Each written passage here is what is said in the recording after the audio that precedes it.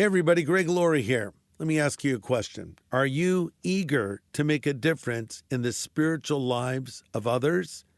When you give to Harvest, you become a part of our mission to make God known through unique avenues like television, radio, and large-scale evangelistic events.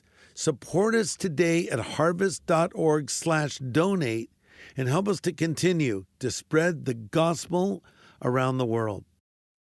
Greg Laurie here with my friend Joel Rosenberg, New York Times best-selling author. Over 5 million copies of his books are in print. He also has a program on the Trinity Broadcasting Network called The Rosenberg Report, also has a news site called All Israel News, and he has the Joshua Fund. So Joel, welcome. It's good to see you again. Thank you. Tell me what the Joshua Fund is all about in particular. So 18 years ago, my wife Lynn and I founded the Joshua Fund to educate and mobilize Christians, mostly evangelicals, to bless Israel and her neighbors, according to the Abrahamic covenant, Genesis 12, 1 through 3.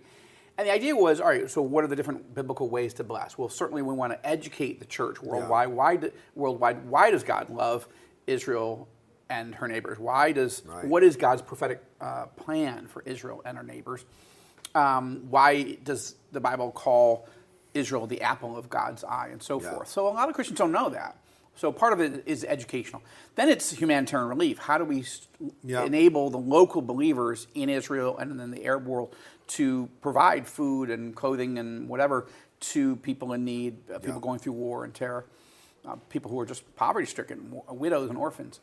And then strengthening the local believers, investing financially, prayerfully, training, equipping, so forth, to the Israeli church and to the Palestinian church and to 5 neighboring Arab countries, Lebanon, Syria, Jordan, Iraq, and Egypt. And so we get to know the local believers in these countries and then prayerfully assess, who can we help? Lord, what are you telling us to do? So on October 7th, in Israel, a horrific terrorist attack happened. Hamas came by air, by land, by sea, and attacked and brutally murdered Israeli citizens, young and old. Atrocities happened that we've not heard of since, the Holocaust. And the whole world was shocked to hear this, and I believe around 1,200 Israelis died. But that number has even grown some since then because many soldiers have died in Gaza and Lebanon as we fight. And how many hostages were taken? 255. There's 101 still left in Gaza. As you and I discussed that, about half are believed to be alive, but maybe the other half are already dead, but we certainly want their bodies back. If such a thing happened in America, if we were to compare it, taking the population of Israel and the United States, it would be like you get up in the morning and go to your favorite news site or open up a newspaper, if people actually subscribe to those still, and read 40,000 Americans killed in terrorist attack. Now, our reaction would be swift, as it was after 9/11. Yeah, I mean, just think about that. 40,000 is close to 15 times the number of Americans that were killed on 9/11. Think of how that changed America forever. It did. And led us into 2 Middle Eastern wars. Whether people agree with those wars or not, just think that's what got set into motion for years. The war in Afghanistan lasted for 20 years. Yes. But this would be an attack 15 times more deadly. Right. That's what Israelis are reeling with. But yet you would think there would be an outpouring of public sympathy toward the nation Israel and toward Jewish people in general. Yet shockingly, there's been a rise of anti-Semitism. It's risen dramatically in Germany, of all places. It's on our college campuses or Ivy League universities. Young students holding signs with slogans like, "From the river to the sea, Palestine will be free." I even saw one sign that said, "Gas the Jews." I couldn't believe such a thing, especially in light of how many Jewish lives were lost in the Holocaust. And that seems like ancient history, but it really isn't. It isn't that long ago. Not to Jews, not to Israelis, Not to a Jew. Yeah. And so how has that affected maybe the psyche or the way that Jews in Israel think today, and Why is this an important event for us all to look at? Well, there's several ways to think about it. So if you think of the emotional impact, and I appreciate you opening with that comparison to what the magnitude would be for Americans, because we were horrified by 3,000 Americans being killed on 9/11, or nearly 3,000. So if it was 40,000, the shock, the anger, the pain would be so deep, and everyone would go to battle stations. You'd know we were going to go to war for, against whoever. Well, it happened on Pearl Harbor too. Absolutely. That's got America into a world war. A war we specifically were trying to stay out of. True. I mean, Europe had almost been completely taken over. Winston Churchill was pleading with the Americans, come here and help us, because if you lose Europe, you're going to lose access to the Atlantic Ocean. The Nazis are going to take over, and it wasn't until we got attacked by the Japanese at Pearl Harbor. So that's the level of shock, awe, grief, anger, pain, depression that Israelis are in. We're a small country. The United States is a continental country. You have a third of a billion people. We have 10 million people. Many Israelis might have known some of those people. Absolutely, absolutely. And everybody began to come to know the 255 hostages because we put them on television, their families, interviews, posters all over, pray for them, And so then you take the contrast to October 6th, the day before 2023. Israelis felt so secure, so relaxed. We had just made peace with 4 Arab countries through the Abraham Accords. We were about to make peace with the Saudis, which would have transformed the region forever. Once the Saudis make peace with Israel, then the Indonesians are going to make peace with Israel. That's the largest Muslim country in the world. And it's going to just break open the floodgates of more and more peace treaties. So we all went to bed on Friday night, October 6th, 2023, feeling peaceful, relaxed, safe, and as though the world was beginning to say, you know what? And not just the world, but the region. You know what? Israel is here to stay. We love Israel. Yeah. We don't agree with them on everything, but that's okay. That's because that's how our Arab neighbors were treating us. And then came the morning of October 7th. It was a Saturday morning. It was not only a Shabbat, therefore everybody sort of sleeping in and taking it quiet, unless you're going to synagogue or to church, but also it was a Jewish holiday. Simchat Torah, the joy of receiving the Torah, the law of God on Mount Sinai from Moses. So this was, we didn't see it coming. The prime minister didn't see it coming. The intelligence, the military, nobody saw it coming. We weren't prepared for it at all. But why? I mean, everyone knows about the legendary exploits of Mossad and Israeli intelligence. And most recently, we heard about these pagers that were weaponized to deal with Hezbollah, people connected with Hezbollah terrorism. And yet, missing something of this magnitude. How did that happen? Nobody knows. Wow. It's a catastrophic failure. But the general view, I mean, there will be investigations, but the investigations, the formal government commissions of inquiry have been sort of put on hold until we win, right? We can't have an internal fight with ourselves over whose fault was this. But there's deep, deep anger and resentment, because this wasn't just as bad as the invasion on Yom Kippur of 1973 when Egypt and Syria attacked. That was bad, and this was the exact 50th anniversary of that. Yes. But that at least was military to military. Yeah. So that's horrible. This is grandmothers and grandfathers and children and babies asleep in their bed on a Saturday morning, and suddenly Hamas comes and cuts off their heads, burns them alive in their homes, shoots children in front of their parents, parents in front of their children, beheads people, put a baby in an oven to burn alive. And people want to bury that narrative. Raping men and women. I saw a video. Someone had a video that has been shown in select places that were actually video that was taken by these terrorist groups because they were filming it. And I watched it for 3 minutes and couldn't watch anymore. But it was like, how could someone do this to someone else? But I think this was a demon-possessed invasion. I agree. There's no other way that you could possibly fathom this. I took a group of evangelicals to meet in several different places to watch. There's a 47-minute version of those film clips, video clips, again, these are the Nazis tried to cover up their crimes, but Hamas used GoPro to film them and to release this on some of it. They were live streaming. Some of it they would take the victim's phone of the person they just murdered or at least wounded, and then filmed the rest of the murder, so that their family and friends on their Facebook Live page would see the murder of their grandmother That's or unthinkable. whomever. It was unthinkable, and made worse because of how peaceful and relaxed we felt, how close we were to peace with the Saudis. What was their motivation? Like, I think demonic is really an accurate assessment, because this is inexplicable. I mean, surely they knew Israel would retaliate and respond. What was the thinking of not only killing all these innocent people, but then in such atrocious ways, then filming it and broadcasting it? What do you think Hamas, which is a proxy organization of Iran, along with Hezbollah, so what was Iran, Hezbollah, Hamas, etc., thinking? Like, we will accomplish this if we bring out this terrorist attack. So they had several objectives. The first objective was to catch Israel unaware and to humiliate and obviously kill as many people as possible.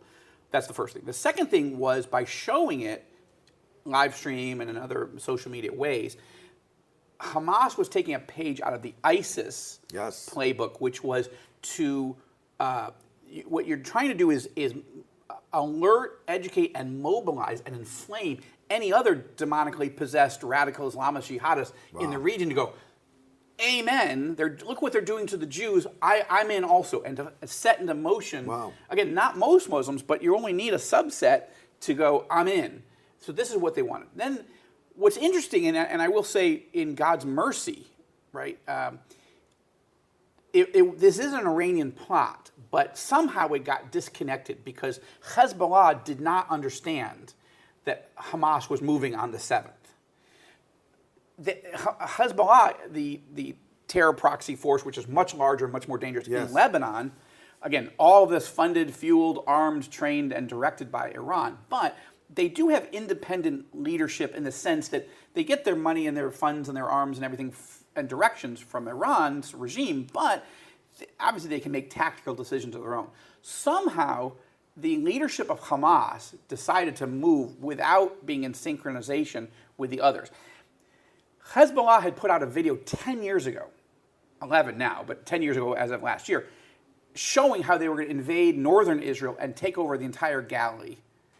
And that's what Israel was prepared for and was watching. Wow. They did not have their eye on Hamas, which they considered a nuisance and not a strategic threat. But if they had moved simultaneously, I just heard from, an Israeli intelligence expert say the other day, both forces probably could have met and shook hands in Tel Aviv. We were so unprepared. The reason we were unprepared in the north, you're like, Joel, you just said that Israel was prepared for and watching Hezbollah. Yes, but we didn't see any preparations for imminent invasion. So there weren't mobilized tanks and combat battalions on that border. Everything felt quiet in every direction. This was part of a strategic deception campaign by Hamas. But somehow the communication between Hamas and Hezbollah didn't happen. Hezbollah was not ready. And so, and the reason probably is pride. Probably Hamas wanted to, the best assessment we can give at this point was that Hamas wanted to make the first blow, and then they figured Hezbollah and Iran would all come in at the same time. Hezbollah did start firing missiles, but did not invade. But and that's just God's mercy, because otherwise, Israel there were no roads that were blocked by tanks. It took days and days for Israel to mobilize, and then you had to mobilize 350,000 teachers, bankers, bakers, firemen, whatever. Leave your work, come to your base, get suited up, and get ready to go invade Gaza. So the grief, Lynn and I were going through this. We live in Jerusalem. 8 rounds of missiles fired at Jerusalem just on that Saturday. We were in our bomb shelter most of the day. So you've seen these missiles fired over you. You've seen the Iron Dome.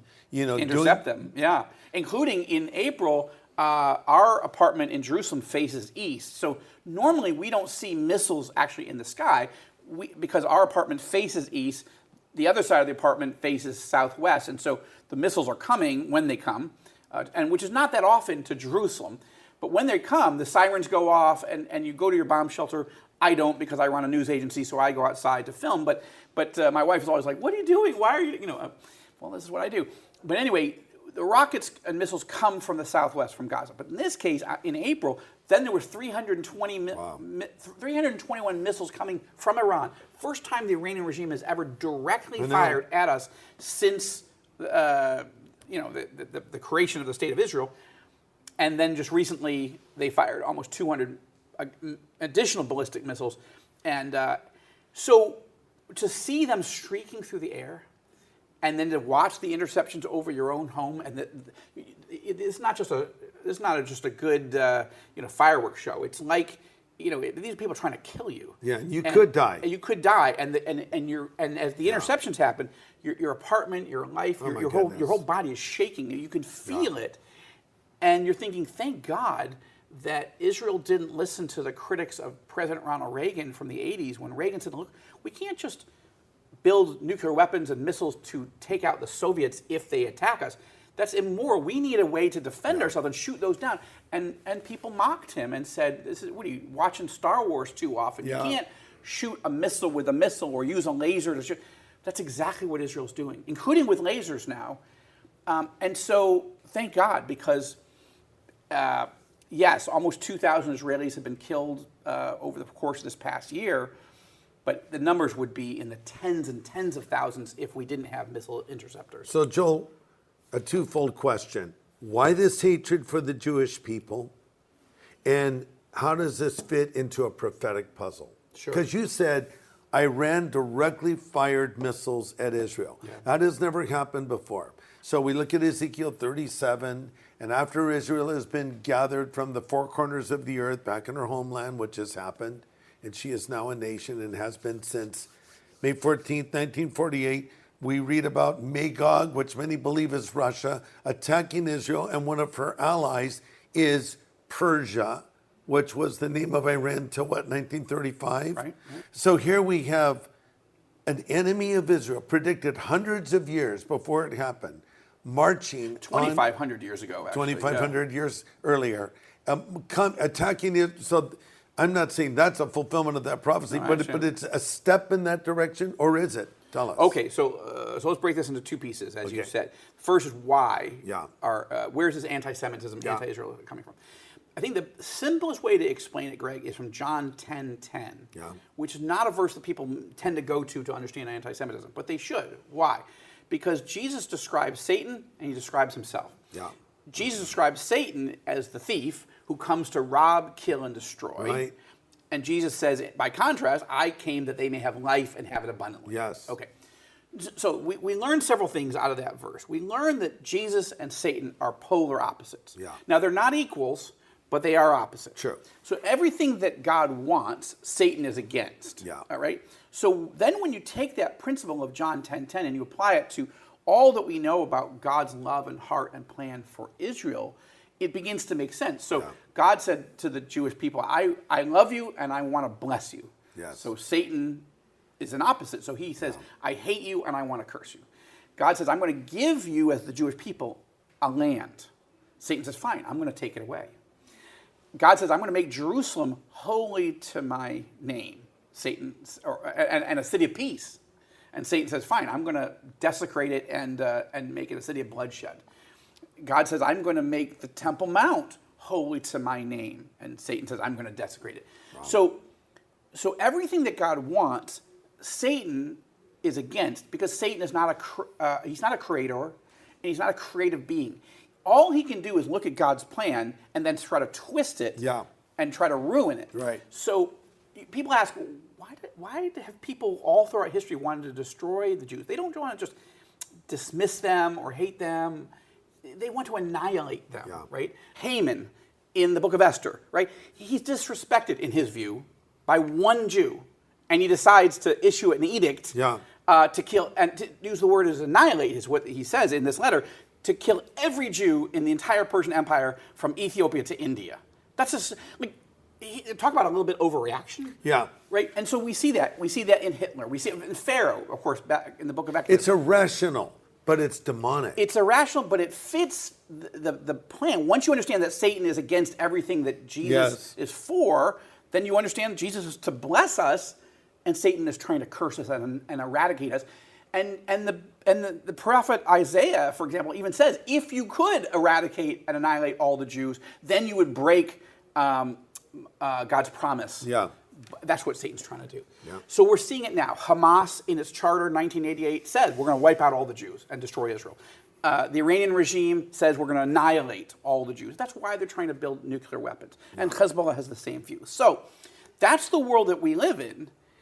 It's not surprising then, unfortunately, that when you look at Bible prophecy, you would have to expect an explosion, a surge of anti-Jewish hatred, Jew hatred accelerating as we get closer to the return of Christ, because in Revelation 12, God says Satan is going to be enraged. He's going to be inflamed with rage against Israel and against the Jewish people and against God's children through the church. So that's just one example, but you see that Israel is isolated and abandoned by every country in the world. We see that in the book of Joel, my favorite book. We see it in Ezekiel 38 and 39. Yes.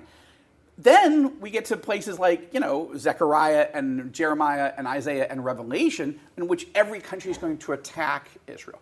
Yeah. So we're not to the every nation attacking Israel yet. And we're not even quite yet at every nation abandoning Israel, although Israel feels more abandoned today than ever before. The British have cut off arms to us. The French have cut off arms to us. Depending on the day, the White House has cut off arms to resupply Israel in the fight of our lives. Yes. So this is the trajectory. That's the hatred. That's your first question. Yes. Your second question is Bible prophecy, which I'm beginning to put into context. Look, I can't tell you right now that we are in Ezekiel 38 and 39. Things could change, but we don't have enough data to say that. So I feel like the better way is to be conservative and not try to speculate. Yes. That's the first thing. The second thing is I do believe we are in Matthew 24. We're seeing this is one more war, rumor of war, a kingdom against kingdom, nation against nation. We are seeing a birth pang. Birth pangs are contraction, release, contraction, release. October 6th, we were in a release. Israelis felt calm, relaxed. October 7th, we started the longest contraction in the modern history of Israel. We're in the longest war, the deadliest war, the most painful war that we've been in since 48. Wow. But as you and I record this, we may be heading into the most dangerous period since that war began on October 7th, because as you and I sit and record this, Iran has just fired its second round of hundreds of ballistic missiles, and Israel is actively considering launching a massive military attack to take out the Iranian leadership, the way they took out the Hamas leadership and the Hezbollah leadership, to take out the Iranian nuclear facilities as they try to build a bomb, and possibly Iran's oil refining facilities as well. If we do that, as an Israeli citizen I say this, then two options are possible. One is we could deliver a knockout decapitation strike and it could all get quiet. Yeah. Or this could set into motion an apocalyptic war of hundreds and thousands of missiles raining down on Israel and American bases and troops and allies throughout the Middle East, and the setting into motion, the electrifying, the turning the key towards hundreds of terror sleeper cells in the United States and all over Europe and all around the world to attack Americans, Christians, Jews. We don't know what's coming, but we know that the Iranian regime has set all of this into motion, driven by Satan, and they have to be stopped. So I understand that people who say, we're Christians, we should want peace. Yes, we should. But Ecclesiastes 3 tells us there is a time for peace and there's a time for war. Yeah. Not because we seek war, but you can't just surrender to the enemy who's trying to annihilate you. That's right.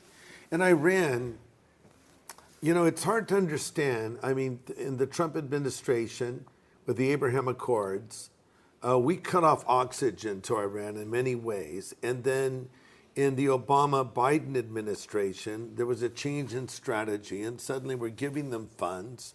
And then that continues on in the Biden-Harris administration.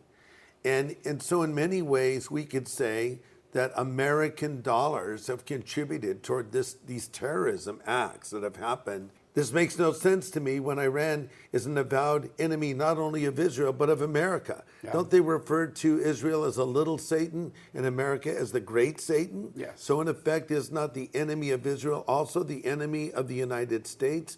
Why would we want to fund an enemy?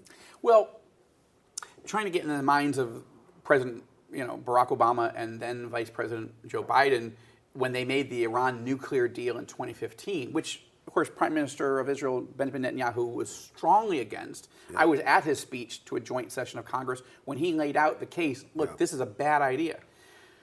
But Obama and Biden wanted to do it, and their theory was that the Iranian regime has been isolated for a long time. What they really want is to get back on the on-ramp to the highway of international community and they be part of the family of nations.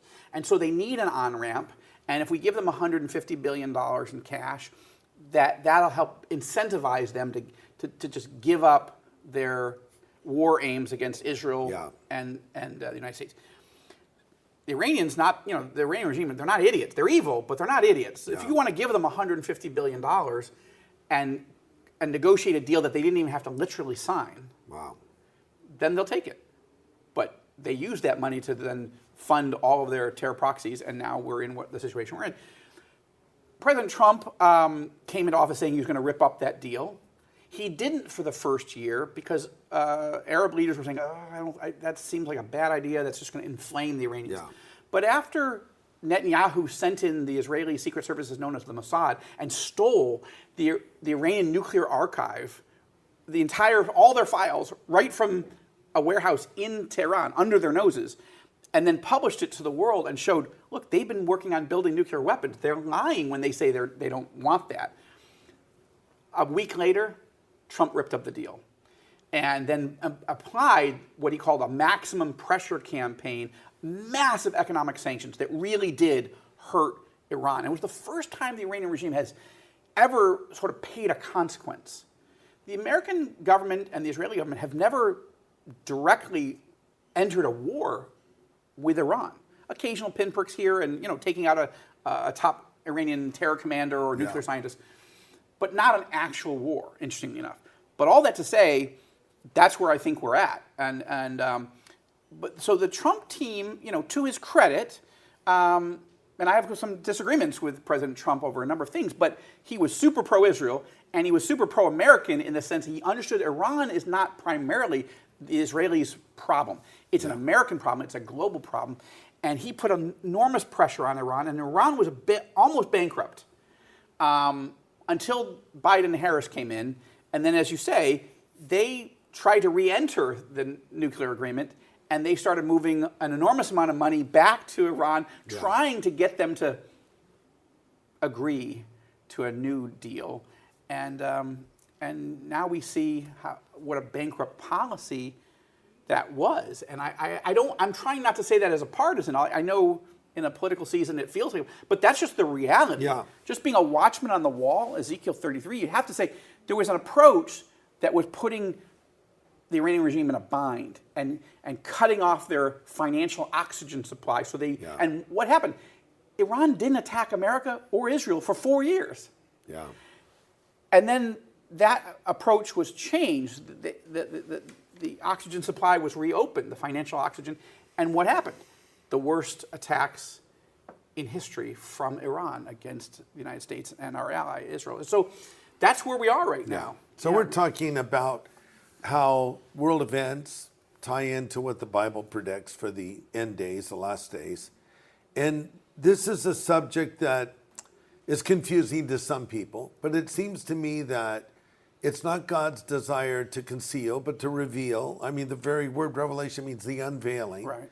And then we read of Jesus saying, when he was talking about the abomination of desolation in Matthew 24, let the reader understand. Right. So it's like, you need to understand these things. Paul writes, brothers, I don't want you to be ignorant about these things. So we need to know about Bible prophecy, but you don't hear it discussed maybe in churches as much as you used to.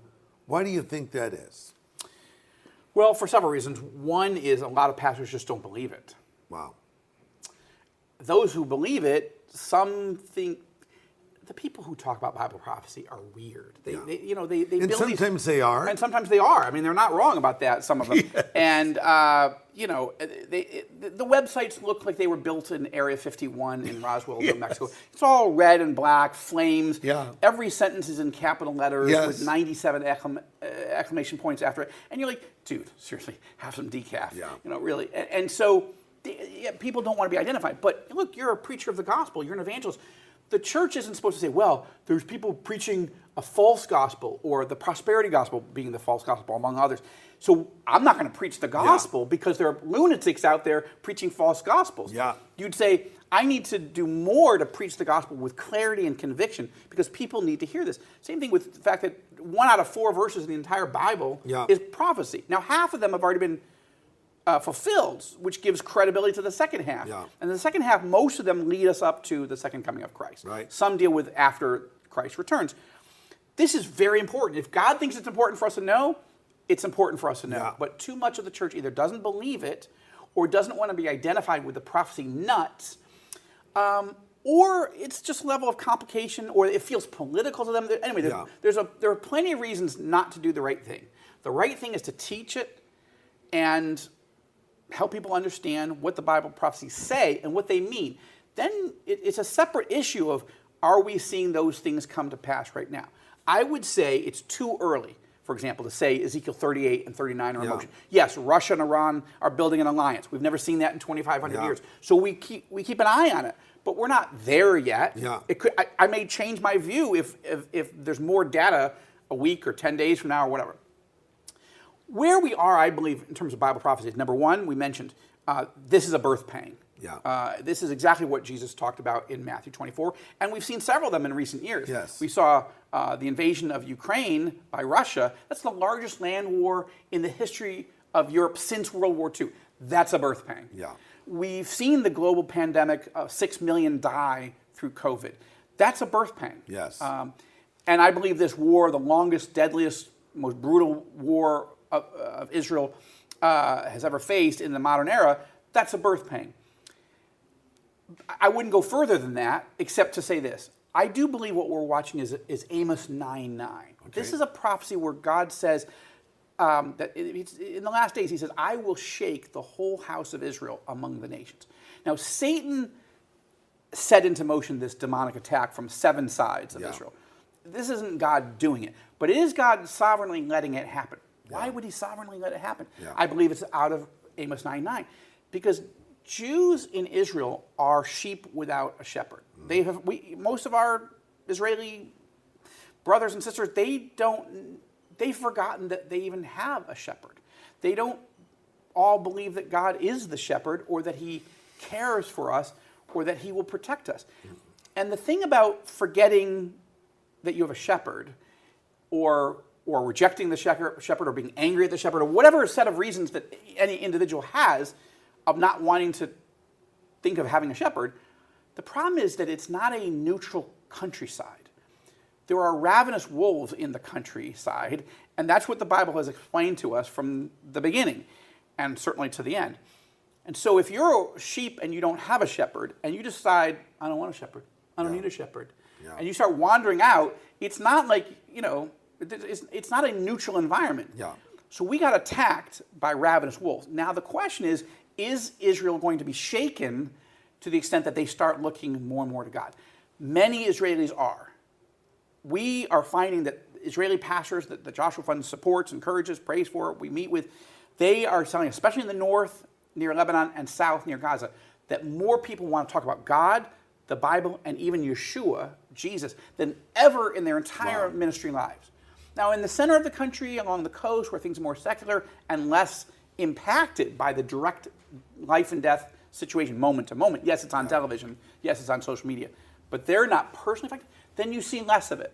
Those pastors are saying with you. I and my wife and my sons, we are having more conversations about Yeshua, about Jesus, about the gospel than any other time in the 37 years that I've been coming in and out of the country, or the 10 years since we became citizens. So God is shaking the country.